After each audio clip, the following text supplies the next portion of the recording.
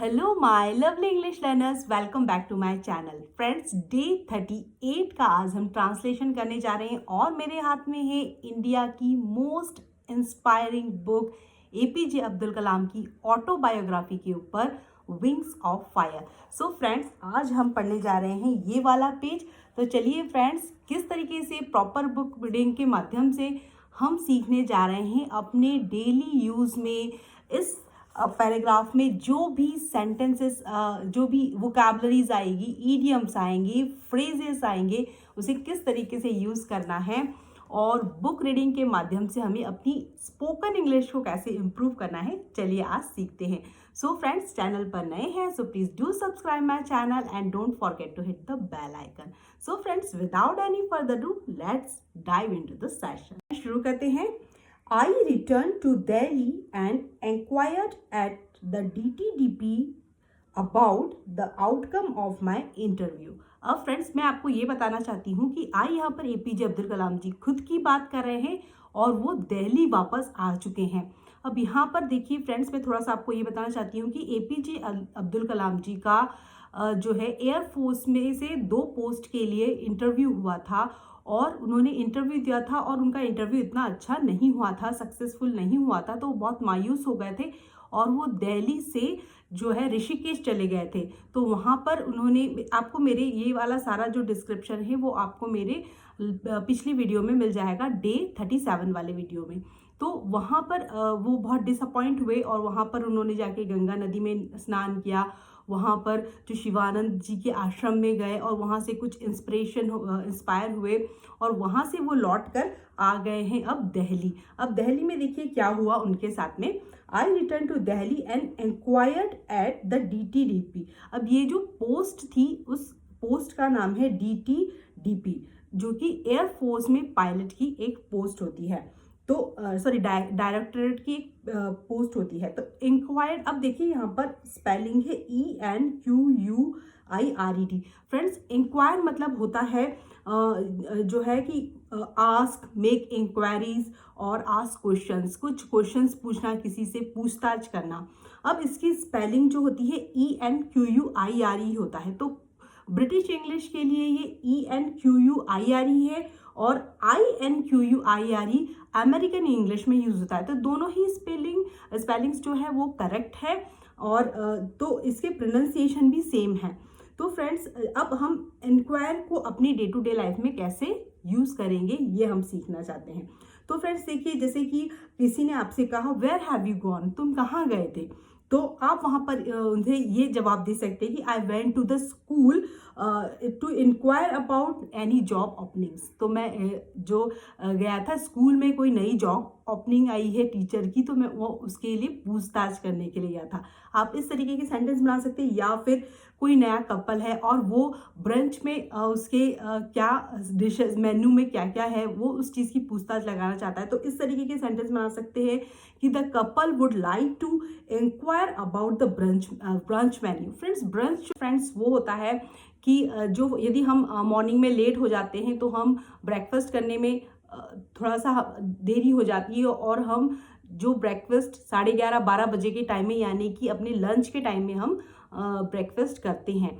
तो फ्रेंड्स, उस ब्रेकफास्ट को हम ब्रंच कहते हैं क्योंकि वो जो ब्रेकफास्ट होता है वो जो है लेट ब्रेकफास्ट में काउंट होता है और अर्ली लंच में जो है काउंट होता है। तो इसका कॉम्बिनेशन से बन गया है ब्रंच। तो ऐसे कॉम्बिनेशन ऑफ फूड जब हम लेते हैं जो कि लेट ब्रेकफास्ट और अर्ली लंच में काउंट होता है, उसे कहते हैं हम ब्रंच। तो फ्रेंड्स, जो है कपल थे वो इंक्वायर कर रहे थे ब्रंच मेन्यू के बारे में।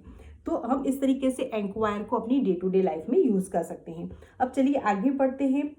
तो यहाँ पर एपीजे अब्दुल कलाम जी जब रिटर्न आए दिल्ली एंड उन्होंने अपने जो इंटरव्यू उन्होंने दिया था उसके बारे में उन्होंने पूछताछ करनी शुरू की। अब देखिए, एक और वोकैबलरी है जिसे कि आप अपनी डे टू डे लाइफ में, बहुत ही कॉमन और बहुत ही प्यारी सी वोकैबलरी है, आउटकम। तो अब देखिए, वो DTDP पोस्ट के बारे में वो इंक्वायर कर रहे थे उनका कि क्या उनका रिजल्ट क्या आया। तो आउटकम मतलब फ्रेंड्स होता है परिणाम, रिजल्ट, कॉन्सिक्वेंसेस। अब देखिए, यदि आप तैयारी कर रहे हैं कोई भी कॉम्पिटिटिव एग्जाम की, तो वहाँ पर भी आप आउटकम का सिनोनिम जो है इस तरीके के सिनोनिम पूछे जाते हैं कि outcome means what. Outcome means होता है फ्रेंड्स रिजल्ट, कॉन्सिक्वेंसेस, परिणाम। अब देखिए इसको अपने डे टू डे लाइफ में किस तरीके से इस आउटकम से आप सेंटेंसेस बना सकते हैं। तो एक सेंटेंस बन सकता है कि we are still awaiting the final outcome of the trial. हम अभी भी फाइनल रिजल्ट के बारे में, जो भी ट्रायल हुआ था उसके फाइनल रिजल्ट के बारे में वेट कर रहे हैं। या फिर what was the outcome of the talks, उस जो कुछ आपका कोई डिस्कशन हुआ तो उसका क्या रिजल्ट निकला, तो what was the outcome of the talks. या फिर we are confident of a successful out, तो हम अपने सक्सेसफुल आउटकम के लिए पूरे के पूरे आश्वस्त हैं। तो कॉन्फिडेंट है हम किस चीज़ के लिए, सक्सेसफुल आउटकम के लिए। तो आउटकम मीन्स होता है रिजल्ट, कॉन्सिक्वेंस, परिणाम। अब चलिए फ्रेंड्स आगे बढ़ते। तो इस तरीके से आप आउटकम को अपनी डे टू डे लाइफ में इस नॉर्मल वोकैबुलरी को यूज़ करना स्टार्ट करें तो बुक रीडिंग का फ़ायदा होगा, नहीं तो कोई मीनिंग नहीं है। अब चलिए आगे बढ़ते हैं। तो इन रिस्पॉन्स मतलब होता है तो जवाब में उन्हें क्या मिला, जब उन्होंने दिल्ली जाकर इंक्वायर की उनके इंटरव्यू के बारे में कि उसका क्या रिजल्ट निकला है, आउटकम क्या निकला है, outcome of my interview. In response मतलब कि जवाब में I was handed my appointment letter, I was handed, मुझे सौंप दिया गया। ये देखिए यहाँ पर पैसिव वॉइस से सेंटेंस बना है, आई वॉज हैंडेड, तो मुझे क्या उनको हैंडेड कर दिया, क्या सौंप दिया गया, माई अपॉइंटमेंट लेटर उनको मिल गया, उन्हें उनकी जॉब जो है वहाँ पर फिक्स हो गई, उन्हें जॉब में वो इंटरव्यू में वो सक्सेसफुल हो गए। तो ये अपॉइंटमेंट लेटर उन्हें सौंप दिया गया, इसीलिए ये मुझे ये सौंप दिया गया। तो ये पैसिव वॉइस का सेंटेंस है कि जो है यहाँ पर कर्ता का जिक्र नहीं है, काम पर फोकस किया गया है। I joined the next day as senior scientist assistant on basic salary of ₹250 per month. अब देखिए आई जॉइंट मतलब उन्होंने जो है जो नेक्स्ट डे उन्होंने अगले ही दिन ज्वाइन किया जो है सीनियर साइंटिस्ट असिस्टेंट, जो सीनियर साइंटिस्ट असिस्टेंट की उनको पोस्ट मिली थी, जिसकी बेसिक सैलरी थी ₹250, ₹250 की। आज फ्रेंड्स आप देख सकते हैं मार्केट में क्या वैल्यू है। हम कहीं रेस्टोरेंट में भी खाना खाने जाते हैं तो वहाँ पर भी ₹250 में बस आप कुछ थोड़ा बहुत ही स्नैक आइटम खा पाते हैं। लेकिन उस समय की उनकी बेसिक सैलरी पर मंथ ₹250 थी। तो उस समय आप सोच सकते हैं पैसे की कितनी ज़्यादा वैल्यू है, और आज अपना जो रुपीज़ की वैल्यू कितनी कम हो गई है।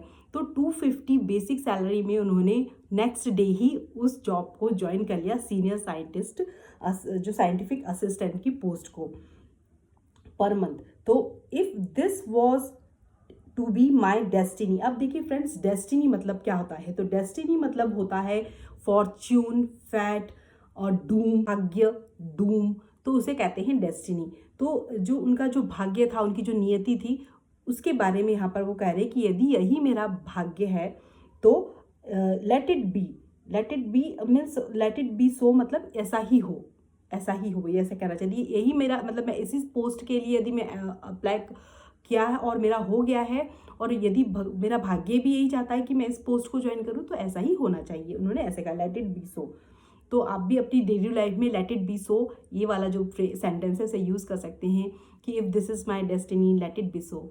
तो अब देखिए फ्रेंड्स डेस्टिनी को अपनी ये छोटी सी वोकैबुलरी जो है डेस्टिनी, उसे किस तरीके से सुंदर तरीके से आप जो है छोटे छोटे सेंटेंस बना सकते हैं। जैसे कि आप फर्स्ट सेंटेंस बना सकते हैं ही बिलीव्ड इन डेस्टिनी, वो भाग्य पर विश्वास करता है, ही बिलीव्ड इन डेस्टिनी।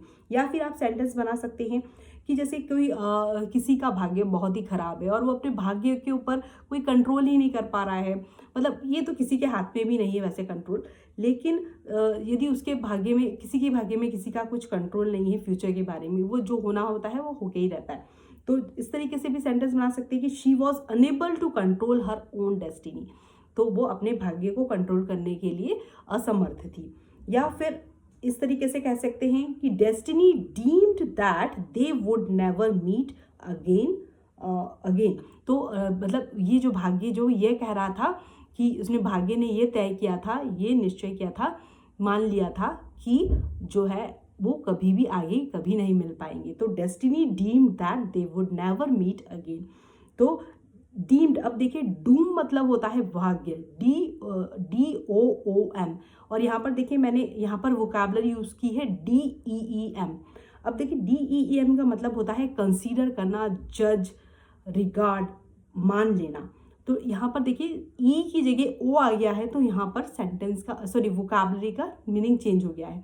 तो यहाँ पर आप इस तरीके से सेंटेंस बना सकते हैं, destiny deem that they would never meet again, वो कभी नहीं मिल पाएंगे, ये उनके भाग्य ने तय कर लिया था कि वो अब आगे कभी मिल नहीं पाएंगे। अब चलिए आगे बढ़ते हैं। तो यहाँ पर APJ अब्दुल कलाम जी कहते हैं कि if this was to be my destiny I thought, तो मैं ऐसा सोचता हूँ। थॉट देखिए यहाँ पे think, thought second form of verb आई है क्योंकि पास्ट में काम हुआ है, एक्शन हुआ है। तो मैं सोचता हूँ कि लेट इट बी सो, तो ऐसा ही हो। फाइनली तो आखिरकार I was filled with mental peace. अब वहाँ यहाँ पे क्यों लिखते हैं वो ये वाली लाइन कि I was filled with mental peace, आखिरकार जब उनका जॉब में उन्होंने देखा, इंटरव्यू में उनका हो गया है, तो वो एक मानसिक शांति से भर गए। आई was filled with mental peace. तो आप भी यदि किसी अपने इस सिचुएशन में कभी आप ऐसे आए तो आप इस सेंटेंस को भी यूज़ करें कि after this result I was filled with mental peace. तो मानसिक शांति से भर गए। No more did I feel any bitterness और resentment at my failure to enter the air force.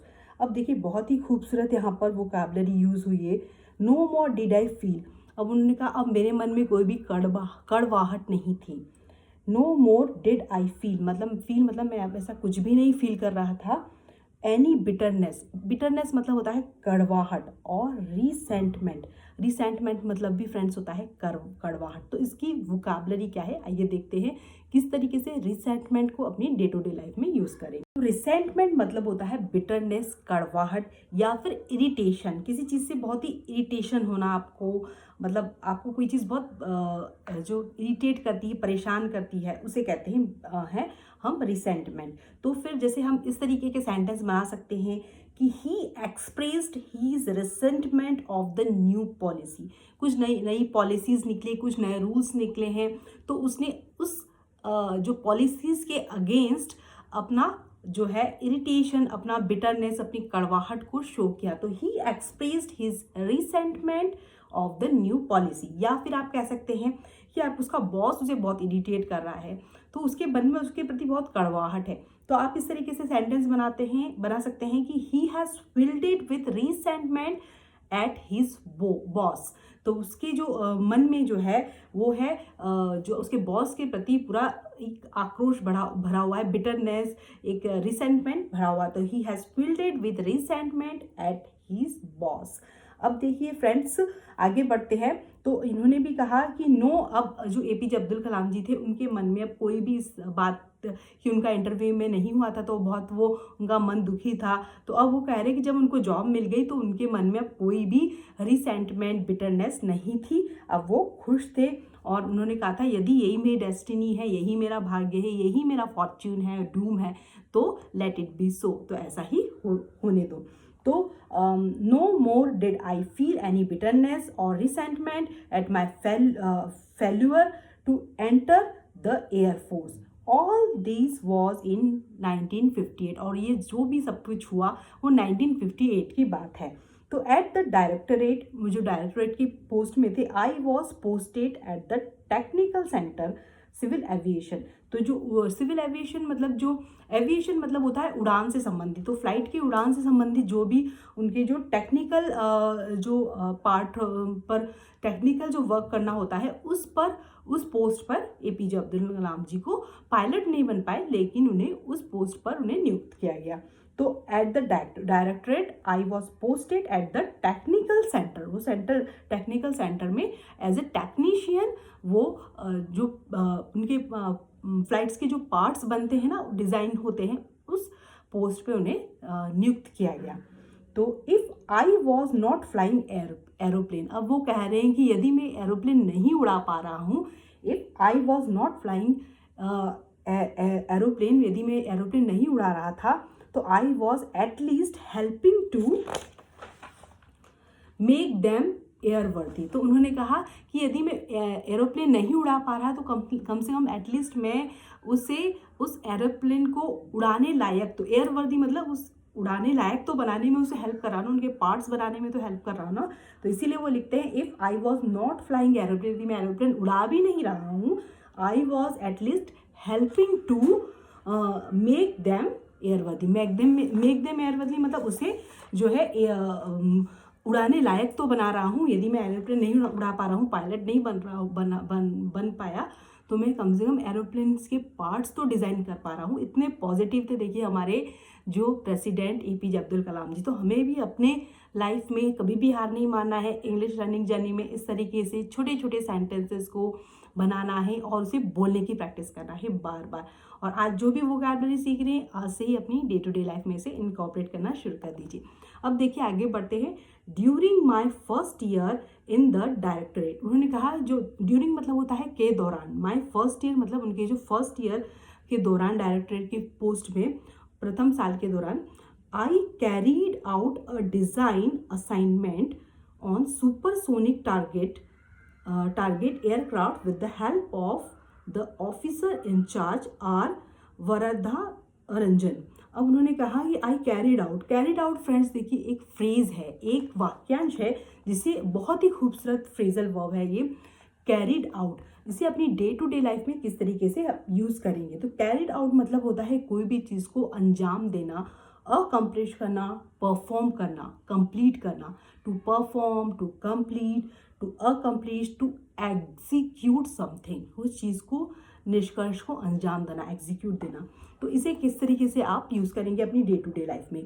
तो we are carrying out a market research सर्वे।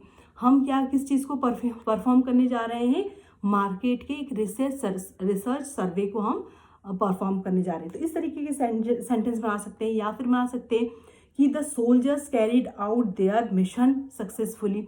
जो soldiers थे उन्होंने अपना मिशन सक्सेसफुली कैरिड आउट किया। The soldiers carried out their mission successfully. या फिर आप सेंटेंस बना सकते हैं the company carried out a survey to gather customer feedback. तो कंपनी ने जो कस्टमर फीडबैक, उनके जो फीडबैक मतलब तो आपको पता है कि यदि कोई आप जो है लोगों की क्या राय है, राय लेना। तो फीडबैक मतलब जैसे कि कुछ भी आप भी कोई नया रेस्टोरेंट खोलते हैं तो आप मुझसे पूछते हैं कि खाना किस तरीके से बना है, हमें क्या क्या सुधार करना चाहिए।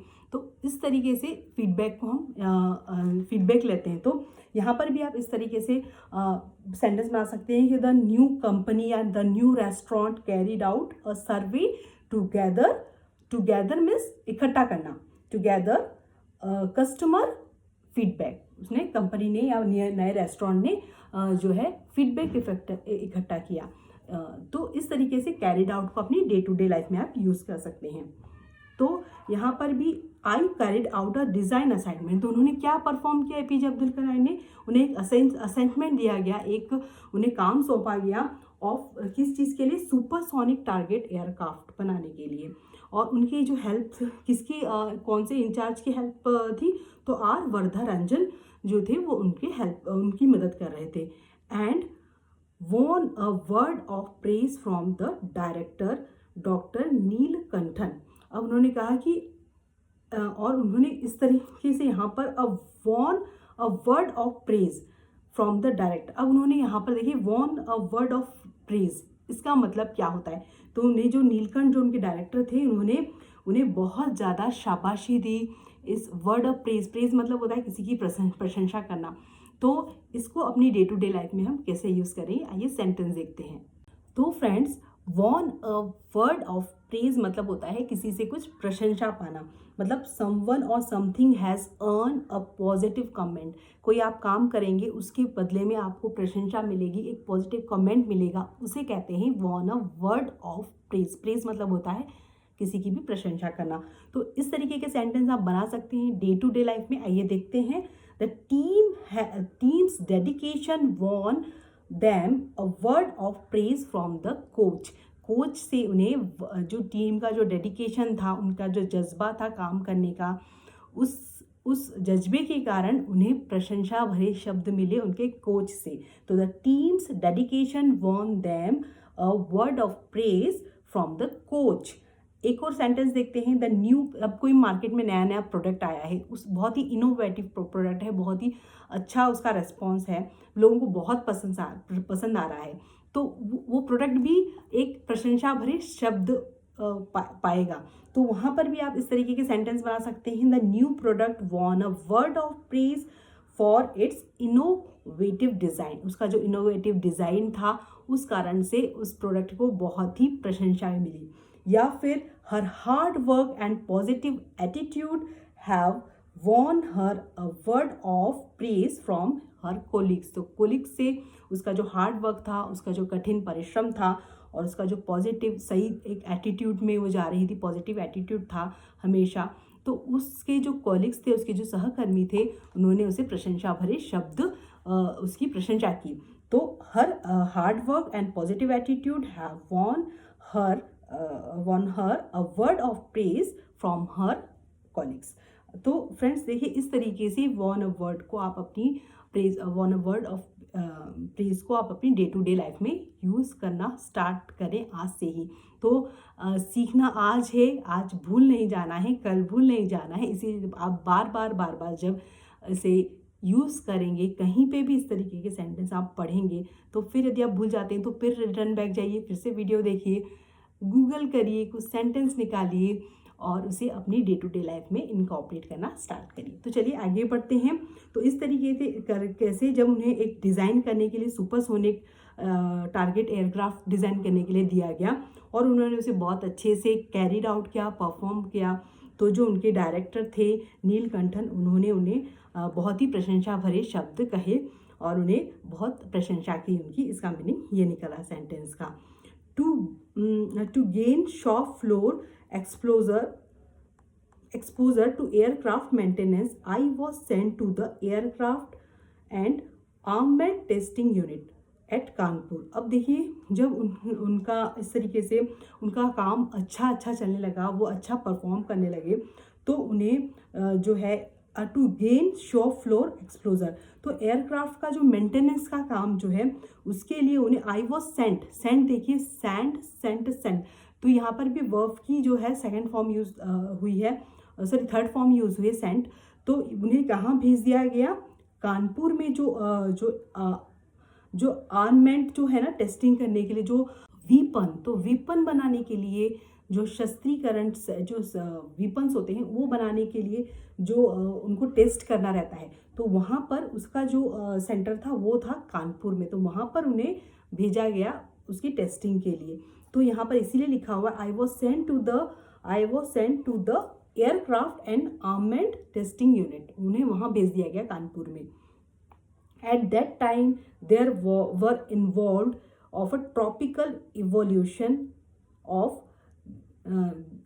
Ginet MK-1 aircraft. तो वहाँ पर देखिए, ट्रॉपिकल इवोल्यूशन मतलब होता है जो एरिया वाइज लेकर, मतलब वहाँ पर जो उनका जो ये जिनेट 1 MK में एयरक्राफ्ट जो बनाना था, वो उस एरिया को लेकर उनका जो वहाँ पर वो इन्वॉल्व हुए।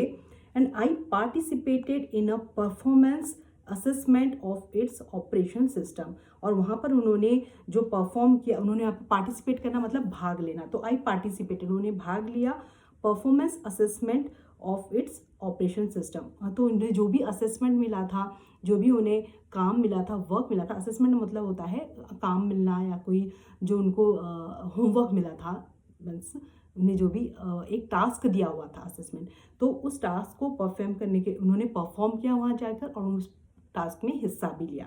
तो फ्रेंड्स आज के लिए बस इतना ही, क्योंकि वीडियो थोड़ी लंबी हो गई, लेकिन आज हमने जो कुछ भी सीखा है उसे किस तरीके से डे टू डे लाइफ में उन सारे मॉडर्न वोकैबलरीज या फिर नॉर्मल वोकैबलरीज को भी कैसे आप स्पोकन इंग्लिश में यूज़ करेंगे, वो हमने आज इस बुक से सीखा है। सो फ्रेंड्स, ये जो बुक है बहुत ही प्यारी बुक है, इंडिया की मोस्ट, आप इसको गूगल भी कर सकते हैं, देख सकते हैं कि इसका रिव्यू कितना बढ़िया है, और इसे अपने एजुकेशन सिस्टम ने भी इस बुक को बहुत प्रमोट किया है। इसीलिए मैं इस बुक को इंग्लिश लर्निंग जर्नी में इंक्लूड कर रही हूँ, क्योंकि इसकी वोकैबलरी, मॉडर्न ईडियम्स और फ्रेजल वर्ब ग्रामर बहुत अच्छी है और आप उससे अपनी इंग्लिश को इम्प्रूव बहुत अच्छे से कर सकते हैं।